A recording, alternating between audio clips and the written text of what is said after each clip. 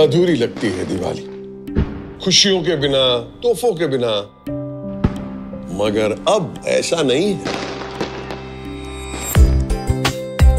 कोई दिया जला रहा है पक्के मकान में, कोई धुएं से आजादी पाकर गैस पे मिठाई बनाने लगा है। सम्मान की रकम एक सहारा बनकर सीधे अपने खाते में क्रेडिट हो गई। और उधर मदद की मुद्रा से किसी ने नए कारोबार का श्री गणेश कर लिया। कहीं किसी जरूरतमंद को मुफ्त इलाज का वरदान मिल गया। तो खुशियों का शगुन एक टच पर सीधे अकाउंट में पहुंच गया। किसी एक आइडिया से कईयों का फ्यूचर जगमगाने लगा। हाँ, यही तो है दिवाली। हर दिन दिवाली मना रहा है अपना देश। पिछले कुछ बरसों से अलग अलग योजनाओं के तहत कोई घर, कोई मुफ्त इलाज, कोई गैस, तो कोई लोन का उपहार पाके। तो चलो इस दिवाली ये कामना करते हैं कि ये खुशियां, ये दिवाली यूं ही बनी रहे। हर योजना है उपहार, देश मना रहा है त्योहार।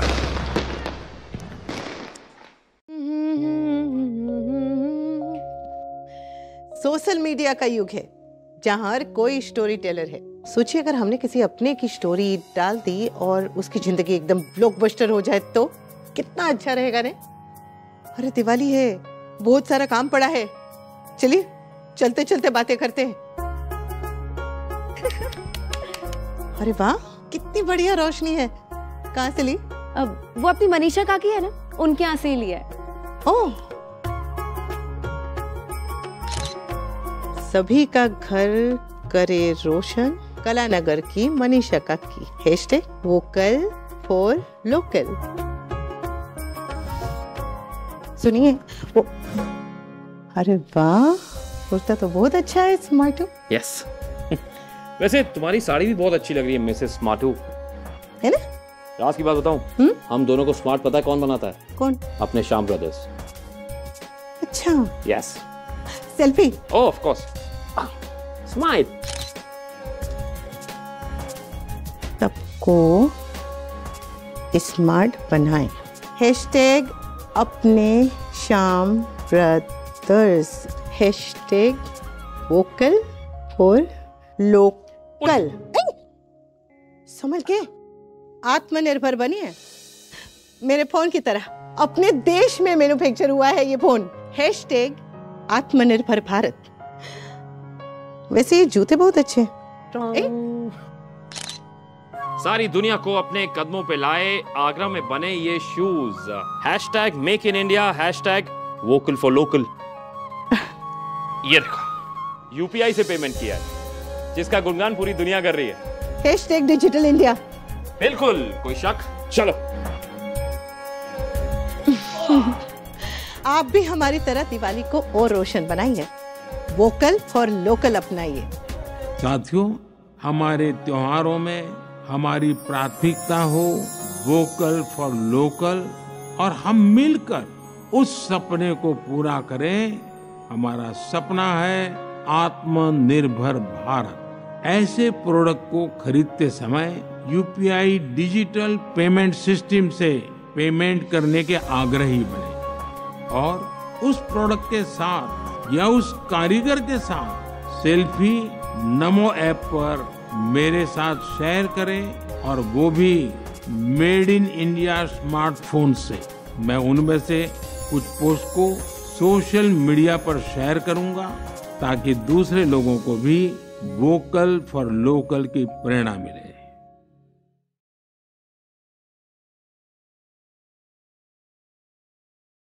साथियों, राजस्थान का चौतरफा विकास ये भाजपा का संकल्प है, लेकिन राजस्थान डबल इंजन की सरकार ना होने का खामियाजा भुगत रहा है। केंद्र की सरकार यहां विकास के लिए जो पैसे भेजती है, वो राजस्थान में भ्रष्टाचार की भेंट चढ़ जाते हैं। राजस्थान की हमारी माताओं बहनों को पानी की समस्या से जूझना पड़ता है। पूरे देश की तरह राजस्थान में भी जल जीवन मिशन चलाया जा रहा है, लेकिन यहां की कांग्रेस सरकार ने इस योजना में भी लूटने का रास्ता खोज लिया। यहां कबाड़ के भाव में पाइप खरीदकर जमीन के नीचे बिछा दिया गया।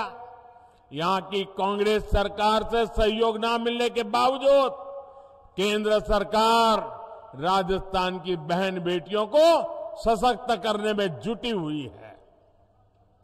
राजस्थान के करीब 48 लाख घरों को नल से जल की सुविधा मिली है। स्वच्छ भारत मिशन के तहत गांवों में बने लाखों शौचालय महिलाओं की गरिमा की रक्षा कर रहे हैं। राजस्थान में करीब 70 लाख बहनों को उज्ज्वला एलपीजी गैस कनेक्शन की सुविधा मिली है। इनमें से करीब 30 लाख कनेक्शन सबसे गरीब हमारी एससी एसटी बहनों को दिए गए हैं। राजस्थान में जनधन खाता हो या मुद्रा लोन, बड़ी संख्या में हमारी माताओं बहनों को इसका लाभ मिला है। पीएम आवास योजना के तहत यहां राजस्थान में करीब 17 लाख पक्के घर बने हैं। इनमें से भी ज्यादातर घरों का मालिकाना हक हमारी बहनों को मिला है। हम जानते हैं हमारे यहां घर होगा तो किसके नाम पर, या तो पति के नाम पर या पिता के नाम पर। खेत होगा तो पति के नाम पर या पिता के नाम पर या बेटे के नाम पर। दुकान होगी तो पति के नाम पर या पिता के नाम पर। गाड़ी खरीदेंगे तो पति के नाम पिता के नाम। ट्रैक्टर लाएंगे तो पति के नाम या पिता के नाम। महिलाओं के नाम कुछ होता ही नहीं है। सही बात है ना?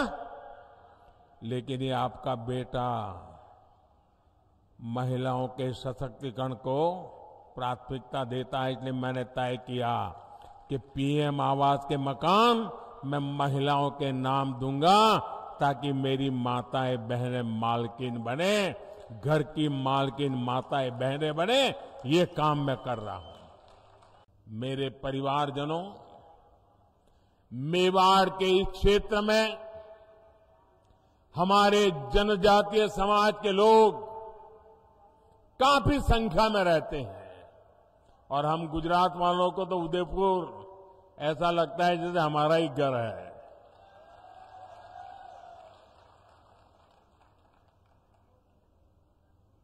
जनजातीय समाज को मुख्य धारा में लाए बिना देश का विकास नहीं हो सकता।